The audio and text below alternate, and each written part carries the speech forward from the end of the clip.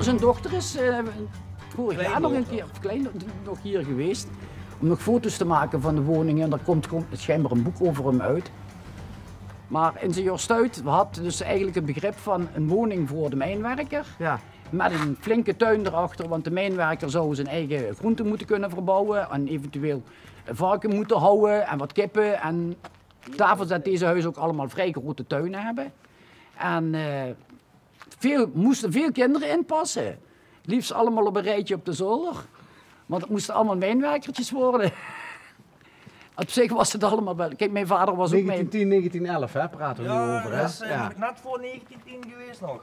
Maar in deze huizen woonden dus echt hele grote gezinnen. En dat was allemaal 7, 8, 9, 10 kinderen. Zijn jullie het er wel mee eens dat de huisjes gesloopt moeten worden? Ja. Want Ja. het is eigenlijk, als u dat ook zegt, hè, je krijgt het niet warm gestookt, Nee. scheuren in de gevel, donker, Ja, hè, van te binnen. donker, veel te donker. Dus daar is geen discussie over, Nee, dat snappen nee. jullie ook. Alleen de manier waarop het dan nu gaat. Nee, het schiet gewoon niet op. Die hekken, zei zo'n lief, hè? Ja. Oh ja. Ja, die hebben ze dan tegen het slopen en tegen het vandalisme hebben ze die hekken overal geplaatst. Want alles werd kapot geschopt en... En werkt dat? Ja, het is deze week eigenlijk dat het de eerste week dat staat. Ze hebben het nu ook helemaal rondom gedaan. Als ze nu op dat stuk willen, dan hoor je het. Dan hoor je in ieder geval de rekken. En... De rekken rammelen. Ja. Hé, maar dus er wordt wel gehandhaafd op vandalisme. Ja. Wat ook een stukje veiligheid voor jullie is. Maar waarom krijgen jullie dan niemand aan de lijn als jullie bellen? Of ze hebben vakantie, of ze nemen de telefoon niet op, want ik zou teruggebeld worden. Denk, nou, ik wacht nog af tot of ik inderdaad dus teruggebeld ga worden. En dat ik mijn probleem alsnog weer neer kan leggen van jongens, laat ons in godsnaam verhuizen dat we weer in een buurt wonen waar ik ook weer buren heb. Want nu woon ik hier alleen en ben dan ook heel kwetsbaar. En het gaat gewoon niet vooruit, leven schiet niet op zo. Nee, je man ligt in het ziekenhuis. Dan is het nog een geluk bij een ongeluk dat jullie zoon naast jullie woont. Ja. Anders zat je hier als vrouw alleen nu. Ja, ja. Ja, bizar. Ja, je voelt je ja, of je in de middle of nowhere woont. En hoe noemen ze deze buurt? De slak. De slak. Ja, dat gaat slakachtig langzaam. Ja. Ja, maar hier moet toch ook een wijkagent zijn of zo? Een wijkagent die hebben we, die kun je ook bellen, maar ik moet zeggen, op dit moment is vrij regelmatig politie hier. Omdat ze dus gewoon, ja, nu het stil is, hoeven ze niks te doen. Maar die kunnen ook niks voor jullie doen? Nee, want op het moment dat er iets gebeurt en je belt de politie, dan, we hebben het voor 2 weken terug gehad, daar komt de politie aan, daar rent de jeugd weg. En de jeugd rent door de paadjes heen en de politie met de auto kan niet door de paadjes heen. Dus dat schiet niet op. En wat was de jeugd in dat geval aan het doen? De boel aan het demoleren. Oh ja, ja, dat is natuurlijk wel... En gewoon, als je achterom die huizenrij gaat kijken, de garageboxen, de garages die afgebroken zijn, gewoon beurs kapot geschopt, ruiten die ingegooid worden. Kun je wel zeggen, dat wordt toch allemaal afgebroken, maar het is allemaal vernielzucht en het is nergens voor nodig. Hebben jullie nog, want ik zag dat daar zijn ook nog mensen die, er zijn nog 6 of 7 huizen dan bewoond nu. Ja. Die kan nog één in. Daar waar die plantenbak buiten staat, woont ook nog een vrouwtje. En op het plein is het goed. En aan het plein op de linkse kant woont ook nog iemand. Voor de rest is alles leeg. En hebben jullie al georganiseerd met de bewoners die nog hier in... Er valt niet veel te organiseren, maar bepaalde mensen hier uit de buurt die werken niet mee met bepaalde dingen. Ah, oké. Dat zien die hier niet zitten. Er zijn mensen die... er zijn heel veel mensen. Het gros van de mensen heeft ervoor gekozen om dus te verhuizen en niet meer terug te komen. En er zijn er maar een paar eigenlijk die zeggen van ja, zoals wij, omdat we 2 huizen naast elkaar zoeken, is er geen optie om, dus we moeten die route volgen, anders was ik al lang vertrokken. En op de fiets gestapt of de scooter of in de auto en naar de woningstichting toe? Nou, dat was ik eigenlijk vandaag aan het plannen. Ik denk, want als ik geen gehoor krijg, dan ga ik het gewoon verder opzoeken. Want ik heb vanmorgen gevraagd of ik de directeur van Woonpunt kon spreken. Dat was niet mogelijk. Maar ik weet wel wat het kantoor van Woonpunt zit. Hè. En uiteindelijk pik ik het gewoon niet meer. Ik heb stress, de zoon heeft stress, de man heeft stress, iedereen heeft stress. En hun laten ons gewoon een beetje aansabbelen. Dus, op de barricade. Ja, als allerlaatste redmiddel. Ja, schijnbaar moet je in Nederland gewoon eerst altijd de boel forceren voordat je gehoord wordt. Ja. Maar ze leven nog wel mee met voetbal. Ja, dat doen ze altijd. En daar wordt ook altijd een groot feestje gemaakt.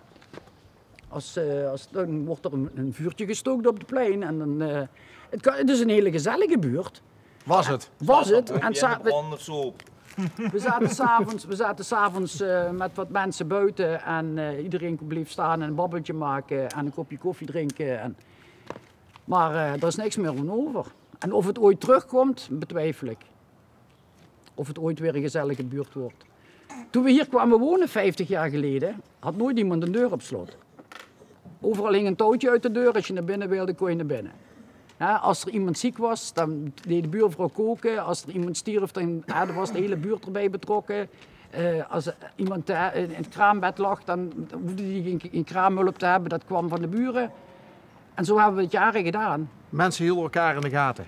En zeker. Ik heb al heel wat over oudere mensen gekookt en dagelijks wat te eten gebracht. Dat ze niet zelf konden koken. En als iemand wat had, dat die geholpen werd. Maar ik denk niet dat je nog wijken vindt waar je die gezelligheid terugvindt. Dat iedereen is op zich.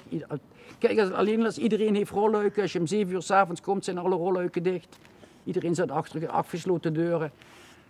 Je moet je boodschappen niet in de auto hebben staan en de voordeur openmaken, want dan zijn je boodschappen weg. Nee.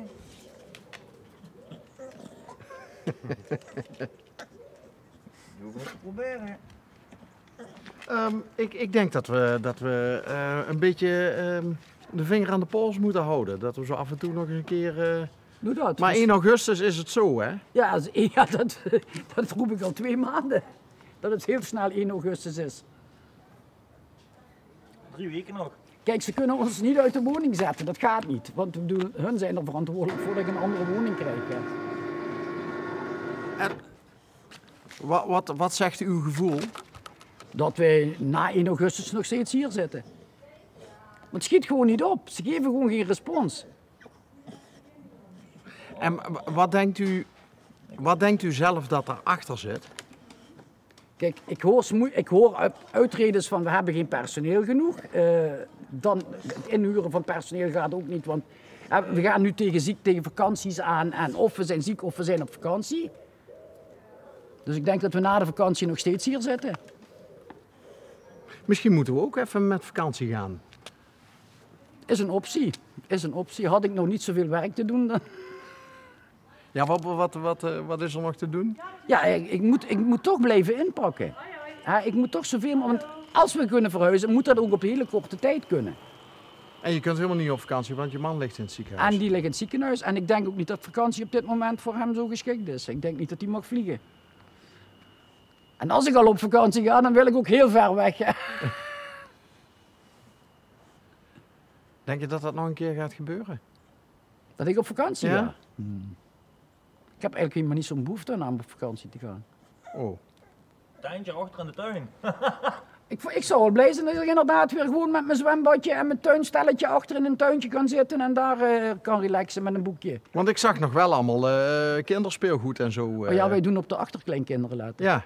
Ja, dat is ook leuk. Oh. En de vaste dagen zijn dan? Dinsdag en donderdag. Dinsdag en donderdag. Oké, hoeveel zijn het er? 2. 2. En hoe oud? De een is 1,5 en de andere is 4. Ja, ik dacht wel ongeveer zoiets aan het speelgoed te herkennen. Zoals ik net al zei, elk nadeel heeft zijn voordeel. Hè? De kans dat ze hier op straat onder een auto komen als ze buiten willen spelen. Nee, ze kunnen heerlijk hier buiten spelen. Ja. Dus ze kunnen gewoon rennen, maar hebben onze kinderen ook altijd gekund. Dit is niet echt een doorgaande straat, dus de auto's die er doorkomen zijn bekend, die komen van hier. Wordt eigenlijk zelden, als er iemand echt heel hard rijdt, dan valt dat ook gelijk op. Dan zie je ook meestal gelijk een blauwe erachteraan rijden. Dus, we lopen hier door de paadjes, hierachter ligt een prachtige speeltuin. Dus dadelijk het zwembad, weet nog meer. Ghetto Hoensbroek zei je net, hè? Hoensbroeklyn kan je er beter van maken. Ghetto Hoensbroeklyn. Amerika, Brooklyn. Ja, dat is erg zat. Jongens, ik hoop echt dat er gauw genoeg een keer iets gebeurt. Want dit is echt... Nee, dit is gewoon... elke morgen sta je op met zoiets van ja, en nou dan? Wat is er vandaag weer aan schade of wat is er vandaag weer gejat?